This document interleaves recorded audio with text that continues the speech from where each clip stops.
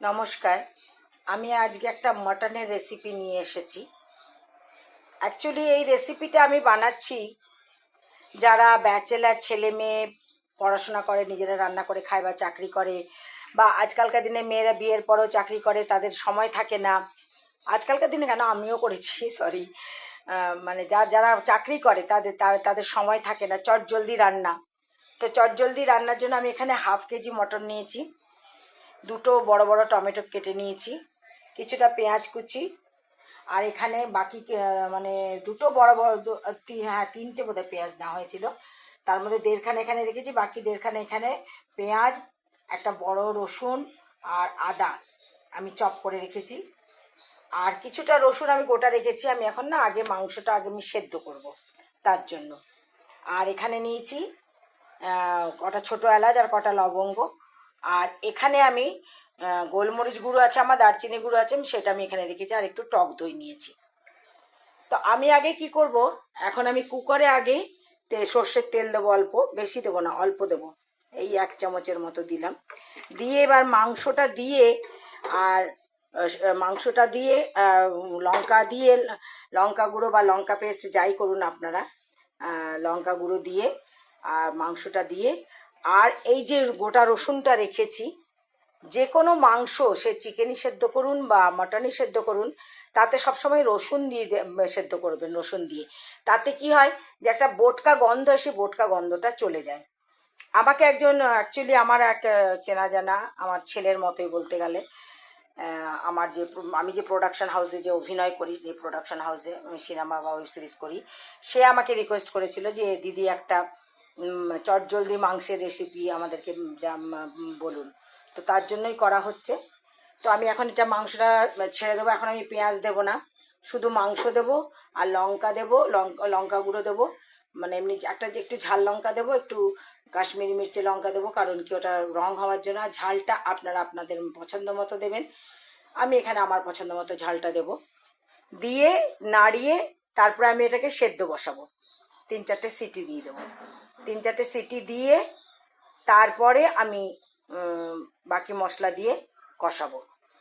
তা আগে আমি মাংসটা ঢালি, তারপর আমি দেখাচ্ছি। এই যে আমি মাংসটা ছেড়ে দিচ্ছি তেলে, 1 চামচ তেলের মধ্যে। এর মধ্যে আমি লঙ্কা গুঁড়ো দিয়েছি, হলুদ দিয়েছি, নুন দিয়েছি, আর রসুনটা দিয়েছি। দিয়ে একটুখানি নেড়ে চেড়ে আমি মাংসটাকে সেদ্ধ বসাবো। যেহেতু নুন দিয়েছি, মাংস থেকে নুন বেরোবে, তবু আমি অল্প একটুখানি 1 কাপের মতো জল গরম করে আমি এটার সাথে মিশিয়ে দিয়ে আমি সিটি দিয়ে প্রায় 4টের মতো সিটি দেবো, মানে 80-90% রেখে কুক করে নিতে হবে, পরে এটাকে কড়াইয়ে কুক করবো। আমি মাংসটাকে ভালো করে নাড়িয়ে নিয়েছি। এবার এই 1 কাপ জল দেবো আমি মাংসটার মধ্যে, দিয়ে আমি মাংসটাকে সিটি দেবো।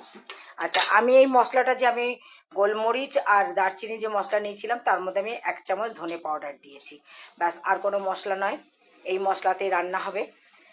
আর একটা কথা, আমরা সবসময় মনে করি যে চিকেনে রসুন বেশি দিতে হয়, আদা কম দিতে হয়, কিন্তু উল্টো।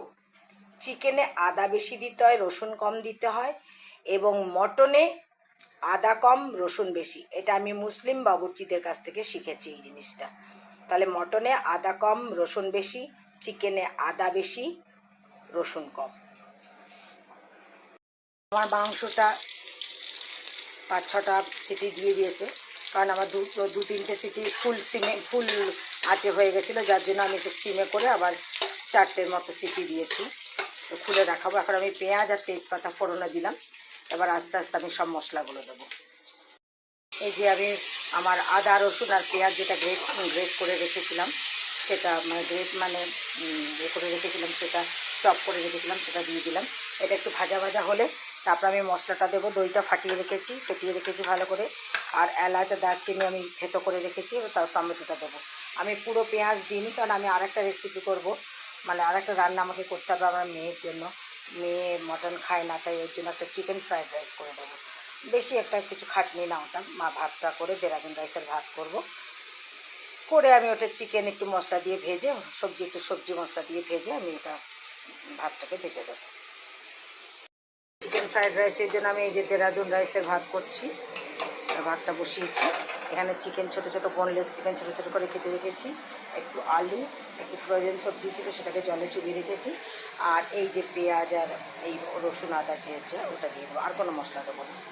আমার পেঁয়াজ আদা রসুন ভাজা ভাজা হয়ে গেছে, তাই আমি এটার মধ্যে এখন টমেটো মিশিয়ে দিলাম, আর দিলাম একটু নুন একটু হলুদ। যদিও নুন হলুদ আমার এই মাংসে মেশানো আছে, তবু একটু নুন হলুদ দিলাম, কারণ টমেটোটা দিলে না তার নুন দিলে তাড়াতাড়ি গলে যায়। এবার এটাকে আমি একটু সিমে করে চাপ ঢাকা দিয়ে দেবো, তাহলে টমেটোটা তাড়াতাড়ি গলে যাবে। তারপরে আমি দইটা মেশাবো, আর মশলাটাও মিশিয়ে দিয়েছি আমি, যা মশলা আমি করে রেখেছিলাম। টমেটো গলে গেছে, আমি দই মিশিয়ে দিয়েছি। আর আমার না 4টে আলু আমি ওই পেঁয়াজের সাথে ভেজে নিয়েছিলাম, 4টে আলু, ছোটো ছোটো 4টে আলু, এই যে এইটুকুটুকু আলুগুলো, এইটুকুটুকু আলুগুলো। তো আমি দই মিশিয়ে দিলাম, দইটা কম আছে মিশাবেন আর নাড়বেন, নাহলে দইটা কিন্তু ফেটে ফেটে যাবে। তো এবার এটা একটুখানি ভাজা ভাজা হয়ে গেলে, তেল বেরিয়ে এলে আমি মাংসটা ঢেলে দেবো। আমার মশলা ভাজা হয়ে গেছে, তেল বেরিয়ে আসছে। এদিকে আমার মাংসও প্রায় 90% সেদ্ধ হয়ে গেছে। তো আমি এবার মাংসটা ঢেলে দিয়ে গরম জল দিয়ে আরও মিনিট 15-20 রান্না করব। যে আমি মাংসতে গরম জল দিয়ে দিয়েছি, দেখেছেন কি সুন্দর রঙটা এসছে। আর এই গরম মশলাটাও ঢেলে দিলাম, দিয়ে এবার জলটা ফুটলে আমি এটাকে মিডিয়াম আঁচে মিনিট 15-20 রান্না করব।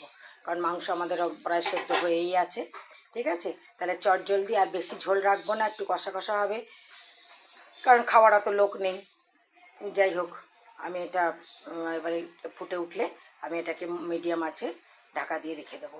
এদিকে আমার ভাতও হয়ে গেছে, ভাতের ফ্যানটা গড়লে আমি এদিকে আমি আমার ফ্রায়েড রাইসটা করব। ফ্রায়েড রাইসের ভাজা হচ্ছে,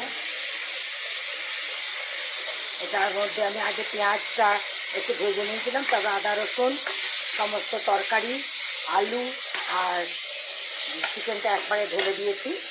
তাহলে এটা ভাজা ভাজা হতে থাকুক, ততক্ষণে আমি মাংসটা দেখাচ্ছি। এরকম মাংসটা হয়ে এসছে, মাংসটা নরম হয়ে গেছে, আলুও নরম হয়ে গেছে। এবার আমি আর 5 মিনিট পরে আমি এটাকে নামিয়ে নেব। আমার ফ্রায়েড রাইসের চিকেন আলু সব সেদ্ধ হয়ে গেছে, চিকেন আলু আলুটাও সেদ্ধ হয়ে গেছে, সব সেদ্ধ হয়ে গেছে। এবার আমি ভাতটা যে ফ্যান ঝরিয়ে রেখেছিলাম সেই ভাতটা ঢেলে দেবো। হ্যাঁ, ভাত যখন কোনো কিছু ভাত দিয়ে যখন কোনো কিছু ভাজা করবেন তখন আঁচ কমিয়ে নেবেন। ননস্টিক হলে তো ঠিক আছে, তবুও আমি বলছি আঁচ কমিয়ে নেবেন।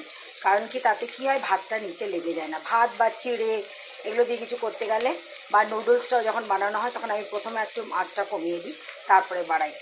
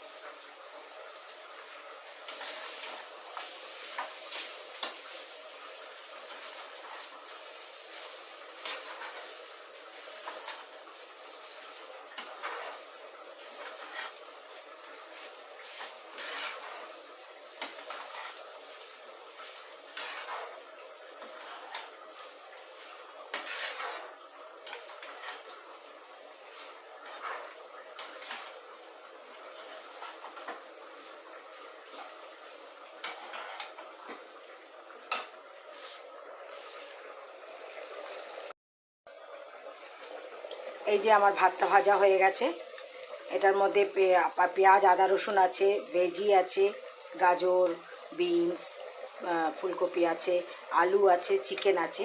এবার এটাকে যদি চাইনিজ স্টাইলে খেতে চান তাহলে এটার মধ্যে chilli sauce, soya sauce, tomato sauce মিশিয়ে নামিয়ে নেবেন। কম আছে ভাত দেবেন, তাহলে ভাত নিচে লেগে যায়, তাহলে ওটা চাইনিজ স্টাইলের হয়ে যাবে সসগুলো মেশালে। আর আমি কিন্তু খাবো না এটা, আমি মটন খেলেও 1-2 পিস খাই, তাও ঝোল ছাড়া, আলু দিয়ে আমি খাই। তো আমি, আমার দর্শকরা এখনই বলবে যে দিদি তুমি এসব খাচ্ছ। কারণ এর আগে যখন তেহরির আমি দিয়েছিলাম রেসিপি ব্লগ করেছিলাম, তখন অনেকেই আমাকে জিজ্ঞেস করেছিল তুমি কি খাও? না, আমি খাই না, আমার এগুলো খাওয়া বারণ, আমি একদম মুখে দিই না এগুলো। আজকের মেনু, মেয়ের জন্য চিকেন ফ্রায়েড রাইস, একদম চটজলদি ফ্রায়েড রাইস। এটা কোনো মশলা না, কোনো গরম মশলা না, কোনো ফোড়ন না, শুধু পেঁয়াজ আদা রসুন চিকেন আর সবজি। আর এটা হচ্ছে চটজলদি মটন। আর আমার জন্য এই যেখানে আছে ডাল, আমি কিন্তু ডাল দিয়ে আর মটন আলু দিয়ে ভাত খাবো, সুতরাং আমার ভাতও আছে। এই যে আমার ভাত, আমি ভাত দেখিয়ে দিলাম সবাইকে, আমার ভাতও আছে। তো আমি এগুলো খাবো না। তো এই রেসিপি যদি কারো ভালো লাগে, আর আমার মনে হয় সবারই ভালো লাগবে, যারা চাকরি করে তাদের সবারই ভালো লাগবে, বিজি থাকে তাদের সবারই ভালো লাগবে। তো এটা বানিয়ে খাবেন। আর সুরাজ, এটা তোমার জন্য, তুমি চেয়েছিলে, দেখো তোমাকে ফ্রাইড রাইসও বানিয়ে শেখার শিখিয়ে দিলাম আমি খুব চটজলদি।